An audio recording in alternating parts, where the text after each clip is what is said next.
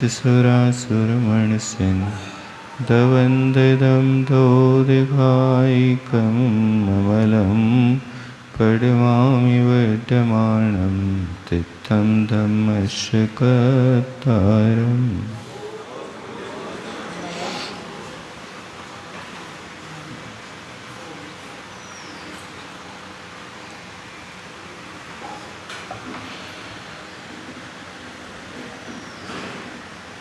यहाँ पर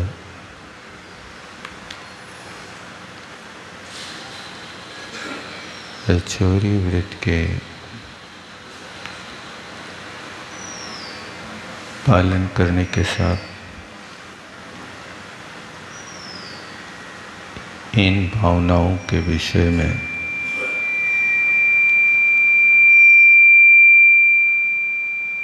अच्छी तरह से अभ्यास करना चाहिए।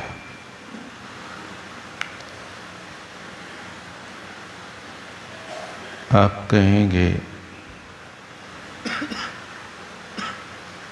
भिक्षा शुद्धि का आचौर्य व्रत से क्या संबंध है?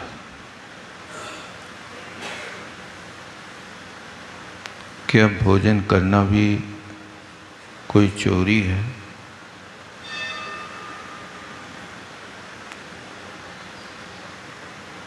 यदि नहीं है तो यहाँ पर वैक्ष्य शुद्धि को आचौर्य व्रत की भावनाओं में क्यों रखा?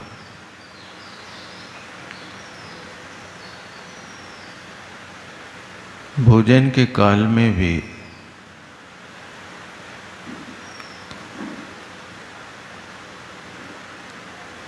कई लोगों के भाव बदल जाता है।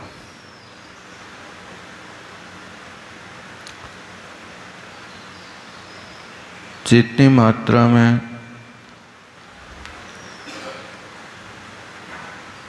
सामने वाला आपको कोई वस्तु दे रहा है,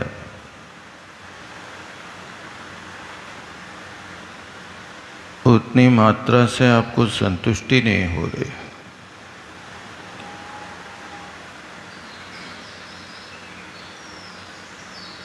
अब यदि उस वस्तु को आप अपनी इच्छानुसार अधिक सेवन करना चाहते हैं, लेकिन सामने वाला देना नहीं चाहता,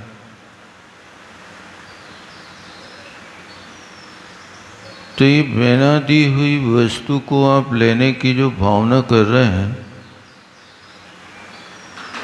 इसमें चोरी का भाव निहित हो जाता है।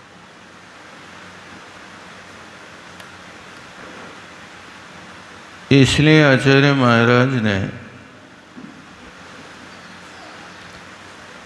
शौच धर्म की परिभाषा लिखते हुए लिखा है, भोजन गृद्धि विहीनम। भोजन की गृद्धता से रहित जो होता है उसके शौच धर्म होता है।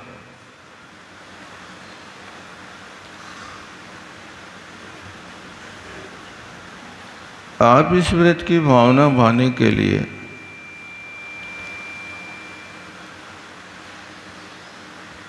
प्रयास करें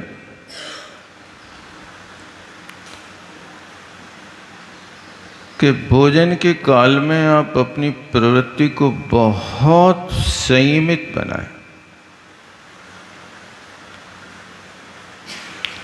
कोई विवाद ना करें,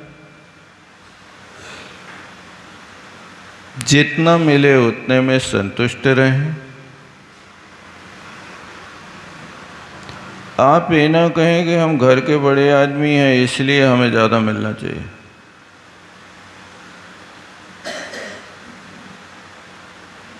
याचना नहीं। आप घर के भले मुखिया हो, लेकिन आपके भाग में जितना होगा भाग का अर्थ किस्मत नहीं, हिस्सा।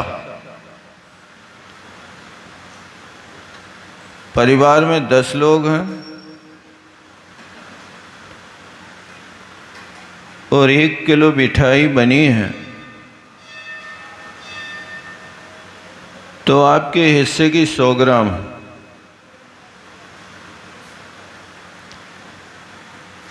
अब आप 101 ग्राम लेने की कोशिश ना करें। 1 ग्राम में क्या होगा? 1 ग्राम में बाहर से कुछ ना हो,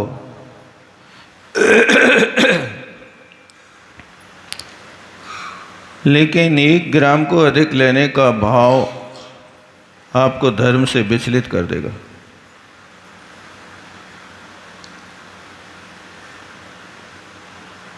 इसलिए कई बार अपने से गलती होती है,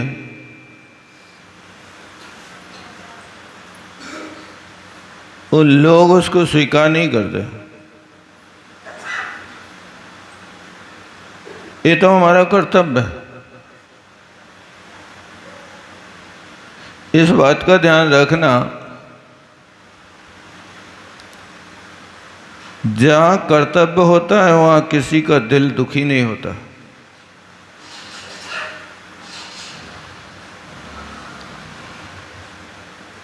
कर्तव्य में दिल नहीं दुखाया जाता है, करने योग्य कार्य किया जाता है।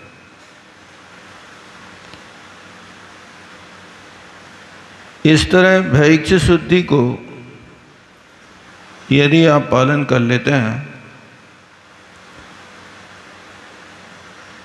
तो आप घर में रहते हुए भी साधना के मार्ग पर लग गए। उस साधना का प्रारंभ तो गृहस्थ अवस्था ही से होता ना। जिनसे घर माही कछु न बने, ते बन माही कहा कर। जिन्हें घर में रह करके कुछ नहीं किया, वे वन में जाकर के दीक्षा ले लेवे तो क्या करेंगे? क्योंकि अभ्यास तो यहाँ का है ना आपको।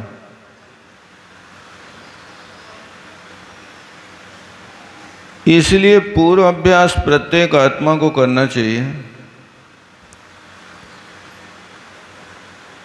और बड़ी प्रसन्नता के साथ इस क्रिया को संपन्न करना।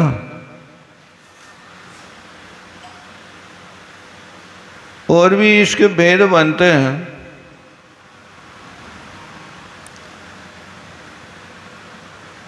क्योंकि सबसे ज़्यादा विवाद दुनिया में होते हैं तो ये भोजन को लेकर के होते हैं।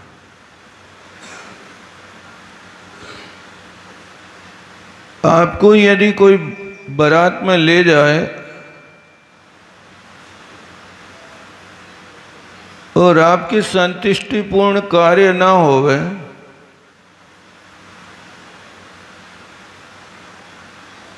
तो आपका कहना यही होता है, और तो सब ठीक था, बस भोजन व्यवस्था ठीक नहीं थी।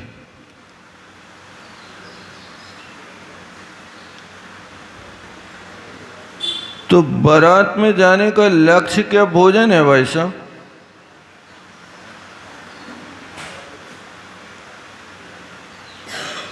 बारात का अर्थ भोजन नहीं है।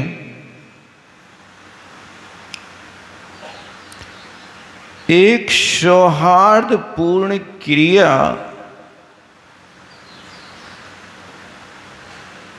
जिस कार्य को वो परिवार करने जा रहा है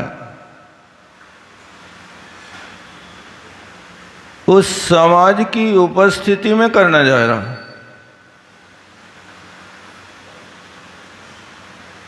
यदि आप वहाँ जाकर के भोजन की आशा करते हैं तो आप सच्चे बाराती नहीं।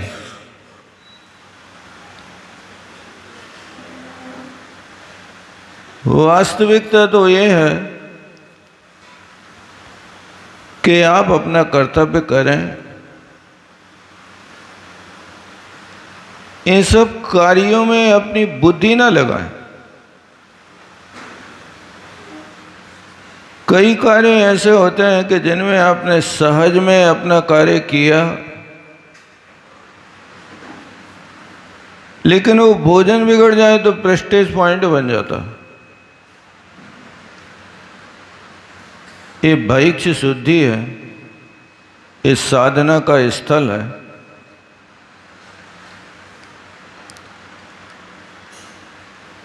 कुछ ऐसी चीजें हैं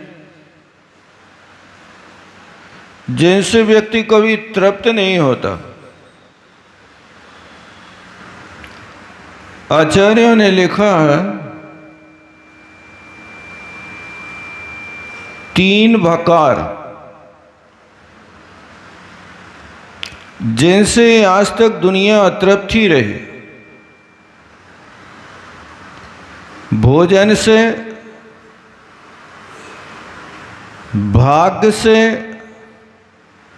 और भार्या से। इन 3 चीजों में आज तक कोई तृप्त नहीं हुआ।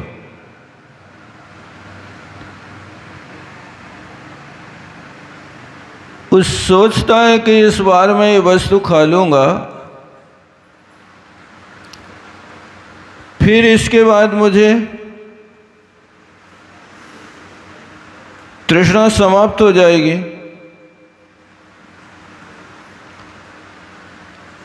लेकिन होता उल्टा है। सोचा था मैंने भोगों से बुझ जाएगी इच्छा ज्वाला, परिणाम निकलता है लेकिन मानो पावक में घी ढाला।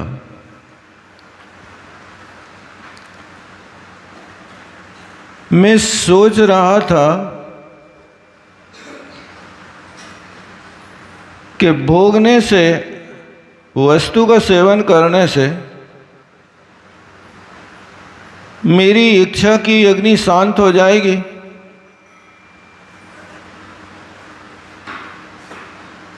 लेकिन परिणाम तो उल्टा हो गया।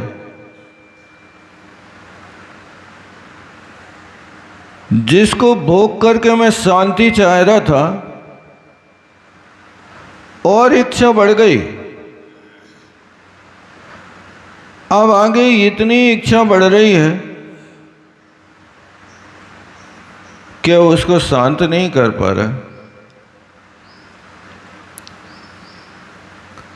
इसलिए कहते हैं भैया,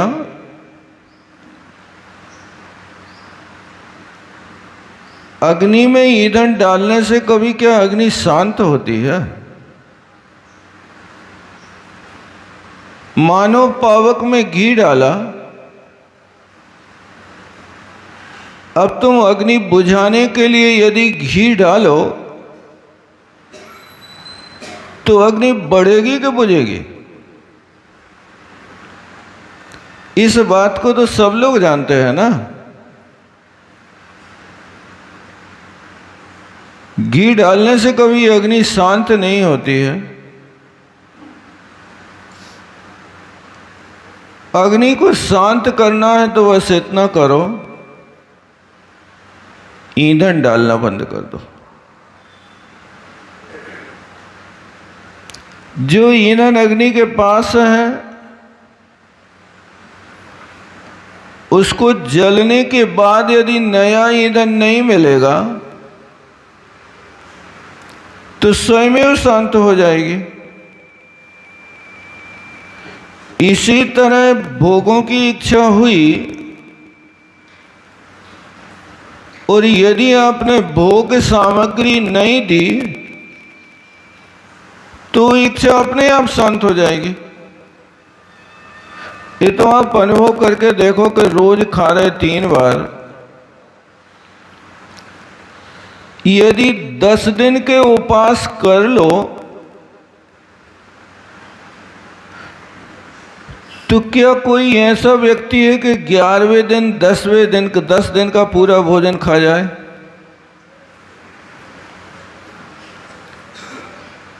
10 दिन के भूखे हैं तो 11वें दिन आप भोजन करने जाएंगे, पारणा करने जाएंगे तो कितना किलो भोजन खाएंगे बताओ? हैं? और कम क्या, जितना रोज खाते थे क्या एक दिन के बराबर खा पाओगे?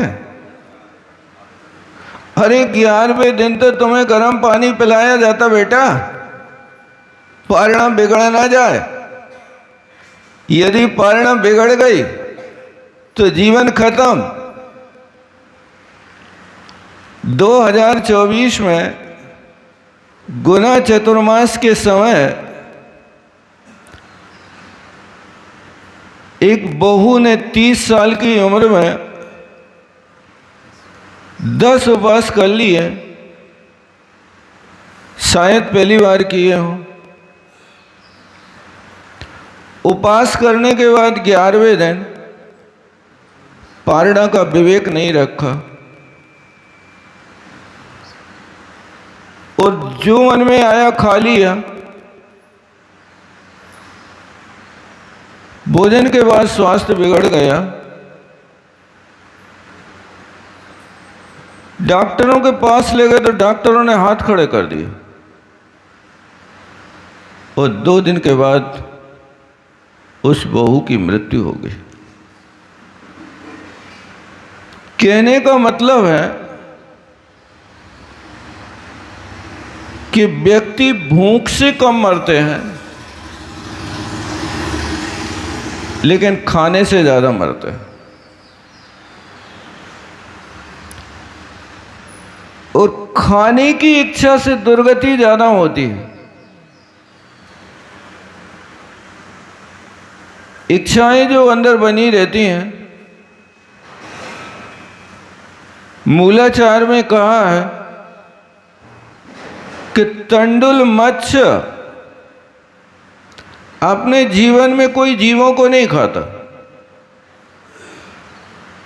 और राघव मत्स्य के कान में बैठ कर के उसके मैल को खाता रहता है। लेकिन जब राघव मत्स्य सो जाता है और सोते समय उसका मुख खुल जाता है तो उसका मुख खुलता है तो 2-4 अंगुलों का नहीं होता, योजनों में हो जाता है। क्योंकि 1000 योजन की जिसकी अवगाहना हो, अब उसका मुख खुल जाए तो कमानिया गेट से कई गुना बड़ा हो जाए।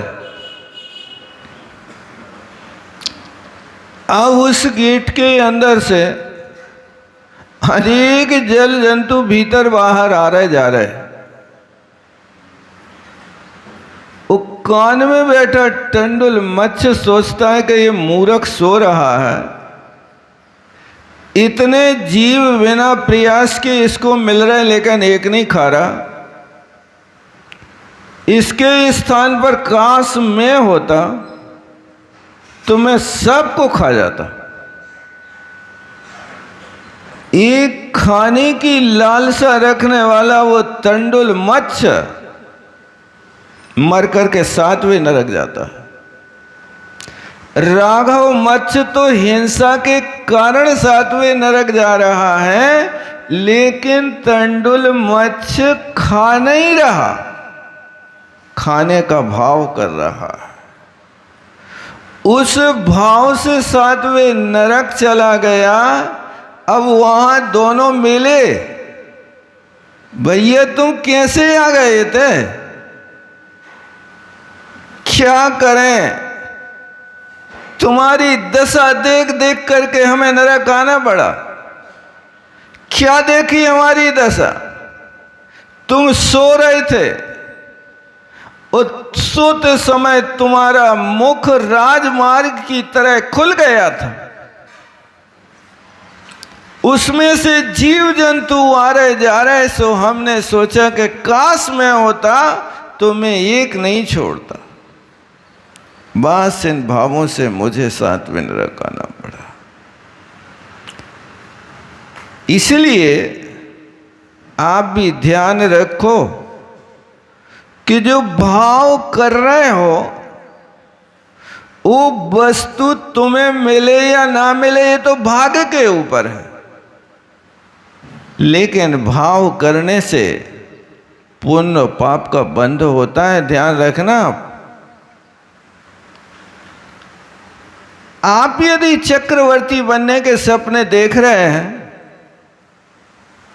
तो चक्रवर्ती बनो या ना बनो, लेकिन चक्रवर्ती के जो आश्रय होता है वो तुमने भाव करके वो आश्रय तुमने बना लिया।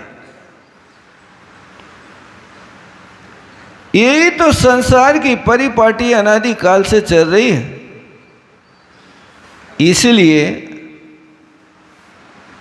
भोजन से आज तक कोई तृप्त नहीं हुआ।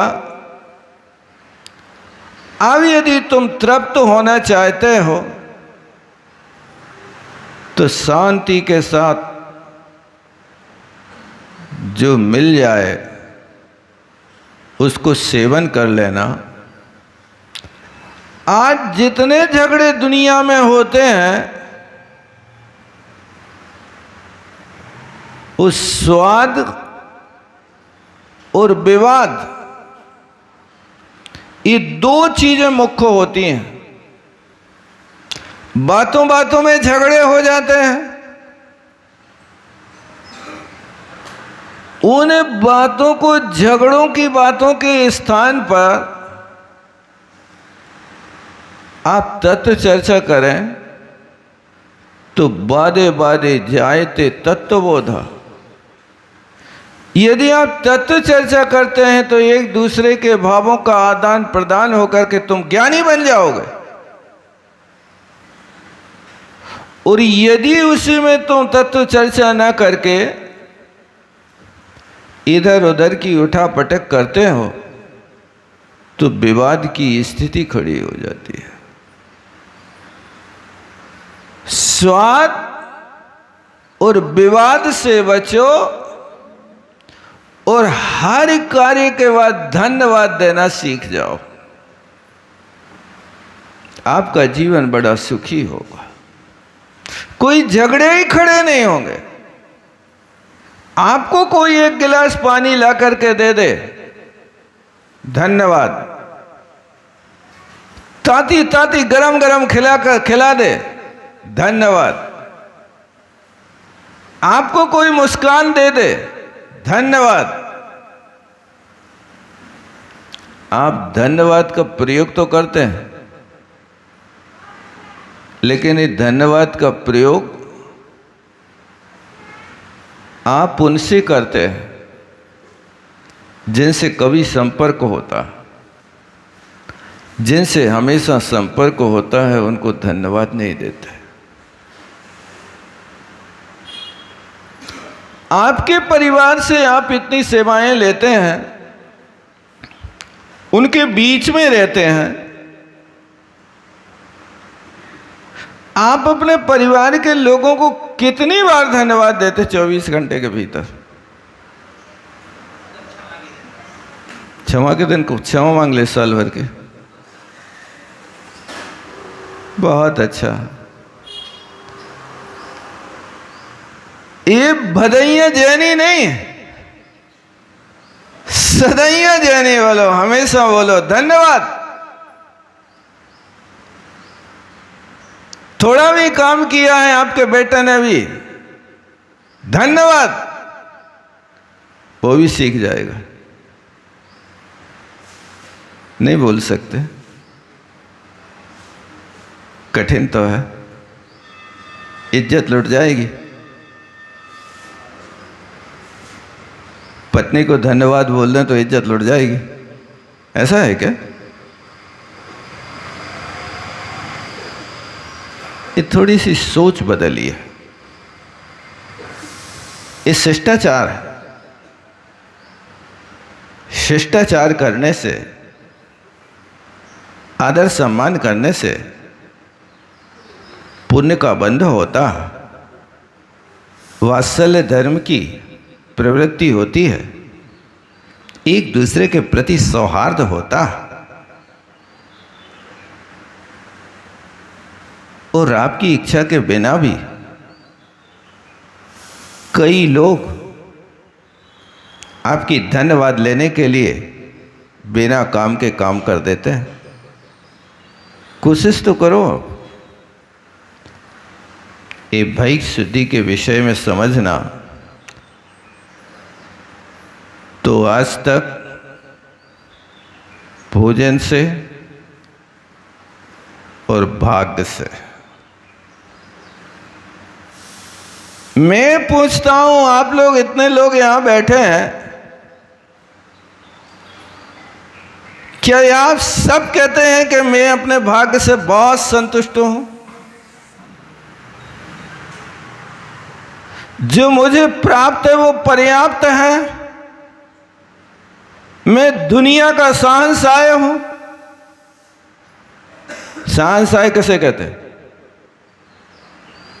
जिसके पास 6 खंड की विभूति होती है उसको कहते क्या?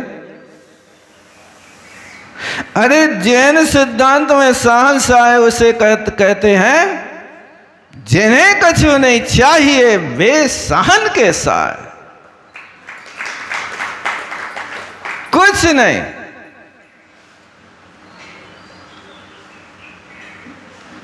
आचार्य श्री जब ब्रह्मचारी अवस्था में थे, 11 महीना हो गए उनको धोती दुपट्टा पहनते।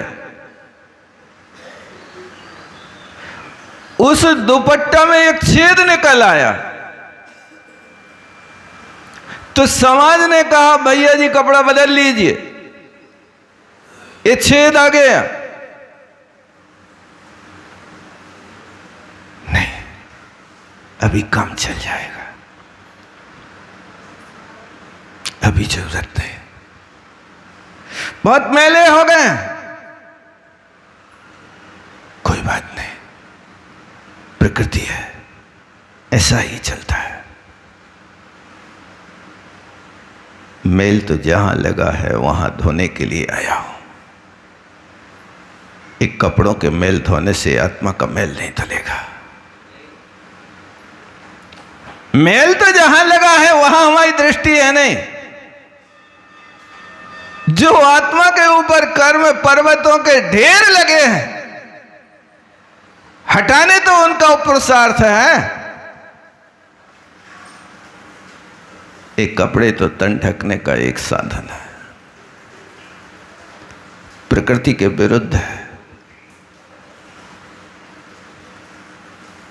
यानी 11 महीना कपड़ा पहन लिए, याचना की नहीं, फिर उसके बाद कोई देने को आया, नहीं चाहिए। और उन्हीं कपड़ों के साथ एक जोड़ी कपड़े पहनते पहनते जीवन भर के लिए कपड़ों का त्याग हो गया। जिनके पास सैकड़ों जोड़ी रखे हैं वे आज तक कपड़ा नहीं छोड़ पाए, और जिनके पास एक जोड़ी कपड़ा है उसमें भी छेद है, बस चाहिए नहीं। जिनको कुछ नहीं चाहिए वे बादशाह होते हैं। आप बादशाह हो कि भिक्षुक हो, हर चीज चाहिए। एक सड़ी रस्सी मिल जाए तो उठा के रख लेता, क्या करेगा? मच्छरदानी की तनी बनाऊंगा। इतनी औकात नहीं कि मच्छरदानी की एक तनी खरीद सके।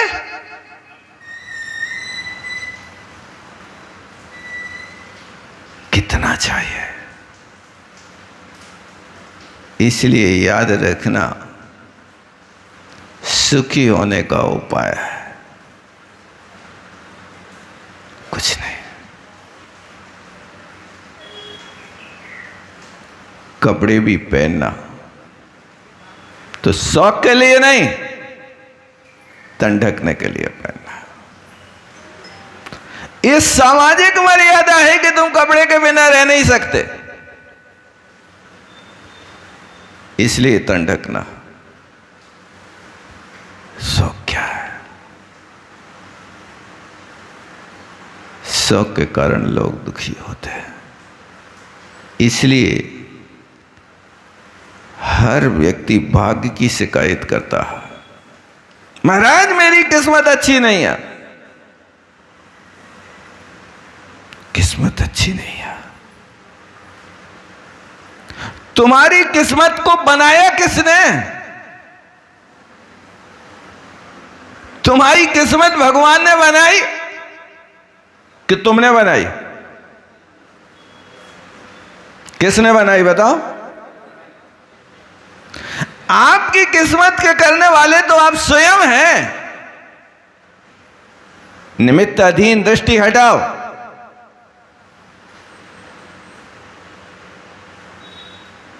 उस निमित्ताधीन दृष्टि में लोग लड़ते रहते, मेरे बाप ने मुझे कुछ नहीं दिया। अरे कुछ नहीं दिया? अरे जन्म देकर के पाल पोस करके तुम्हें इतना बड़ा कर दिया, अपने पैरों पे खड़ा कर दिया, और आज उलाहना दे रहा है। कैसी बुद्धि है? क्या हो गया तुमको? कुछ नहीं किया, जिस पातल में खा रहे हो उसी में छेद कर रहे हो। कृतज्ञता करो, बहुत कुछ दिया। रामचंद्र जी का जब वनवास हुआ तो सारी अयोध्या सामने खड़ी हो गई। हे महाराज दशरथ, तुमने एक जोरू के कहने से राम जैसे भगवान को गांव से निकाल दिया।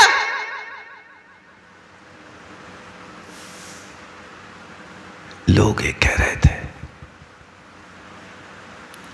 लेकिन रामचंद्र जी कह रहे थे उनने नहीं निकाला, उनका इसमें कोई दोष नहीं है। वे तो पूज्य पिताश्री है, ये तो मेरे कर्म का उदय है। किसी को भी दोष नहीं दिया, न कैकेयी को बुरा कहा, न दशरथ को बुरा कहा। और राज्य से जा रहे हैं तो एक टाइम के नाश्ता की व्यवस्था भी नहीं ली, गए और फल फूल तोड़ करके खाए। क्या है ये जिंदगी? उन महापुरुषों के इतिहास को उठा करके देखा करो, बार बार उनको पढ़ा करो, सुना करो, और अपने जीवन में संतोष धारण किया करो। उस भाई को स्मरण किया करो कि जो भाई चित्रकूट तक भाई को मनाने के लिए जाता है, राज्य के अधिकारी तो तुम हो। मैं योग्य नहीं हूं। आंसू बहाए भैया को राज देने के लिए, संघर्ष किया, उस चित्रकूट में सभाएं करी, सबके हाथ पे जोड़े ले, भैया को मना लो। मैं तो सेवक हूं। उस प्रसंग को भी बार बार पढ़ करके अपने परिणामों को शांत किया करो। जो आज तृष्णा की ज्वाला में दुनिया जल रही है, वो भाग्य से संतुष्ट नहीं है। कभी अपनी किस्मत को दोष देता है, कभी माई बाप को दोष देता है, कभी भाई को दोष देता है, कहता हमारे भाई ने सब हड़प लिया, हमें कुछ नहीं दिया। बेटा, तुम्हारे भाग्य में था वो ही मिलेगा। लेकिन ध्यान रखना, लड़कर पाने की अपेक्षा समर्पण में ज्यादा पा सकते हो। फिर से बोलूं, सुना कि नहीं सुना? लड़कर पाने की अपेक्षा समर्पण में ज्यादा पा सकते हो। रावण लड़ लड़ करके मर गया पर सीता नहीं पा सका, और विभीषण ने राम के लिए समर्पण किया तो सोने की लंका का राज्य मिल गया। आप बताओ, लड़ने में सफलता है कि समर्पण में सफलता? समर्पण करो, तुम्हारी किस्मत बनेगी। लड़ाई करोगे तो किस्मत बिगड़ेगी। भाई तो जो था ले गया, लेकिन अब कोर्ट कचौरी में जो तुम्हारे पास बचा है वो और बर्बाद करोगे। भाई भाई से झगड़ा कीना लेना था कुछ दाम, दावा कीना, अदालत में गए, मुकदमा हाल लड़ते लड़ते में निकल गई सारी जिंदगी। क्या है तुम्हारी जिंदगी?